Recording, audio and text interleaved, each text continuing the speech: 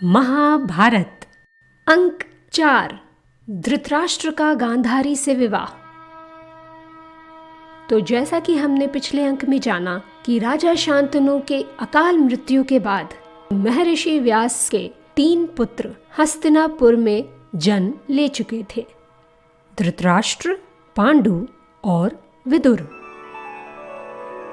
धृतराष्ट्र बड़े थे पर वह नेत्रहीन थे, इसलिए हस्तिनापुर के सिंहासन पर पांडु को बैठाया गया। तो हस्तिनापुर साम्राज्य भीष्म की देखरेख में अत्यंत ही समृद्ध और प्रसिद्ध था। भीष्म के सामर्थ्य और पराक्रम से सभी अवगत थे। समय बीता। भीष्म चाहते थे कि हस्तिनापुर की सीमाएं और अधिक विस्तार करें। इस कार्य के लिए अत्यंत आवश्यक था कि सीमावर्ती राज्यों से मित्रता की जाए। इसी के उपक्रम में भीष्म ने विदुर के साथ विचार विमर्श कर गांधार नरेश के पास दूत भेजा। दूत ने गांधार नरेश को संदेश दिया।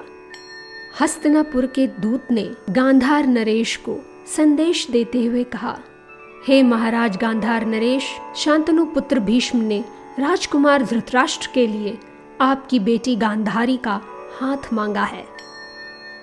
यद्यपि हस्तिनापुर से प्रस्ताव आना एक गर्व की बात थी, परंतु धृतराष्ट्र के अंधेपन के कारण गांधार नरेश इसे स्वीकार करने में हिचकिचा रहे थे।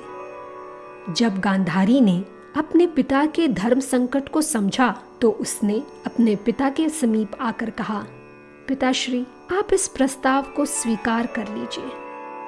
जहां तक उनके अंधेपन की बात है तो मैं भी आज से इस संसार को नहीं देखूंगी। और यह कहकर गांधारी ने अपनी आंखों पर एक रेशमी पट्टी बांध ली। महाराज ये देखकर चकित थे और उनकी आंखों से अश्रु बहने लगे।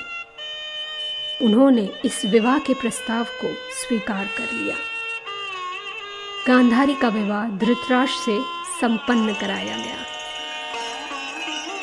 गांधारी के साथ उसका भाई शकुनी भी उसके साथ ही रहने लगा। तो इस अंक में इतना ही। अगले अंक में हम जानेंगे कि कैसे हुआ पांडु और कुंती का विवाह। जुड़े रहिए इनिशिएटिव सस्मित चैनल पर मेरे यानी रुचिरा चंद्रा के साथ। मिलते हैं अगले अंक में। तब तक के लिए नमस्कार।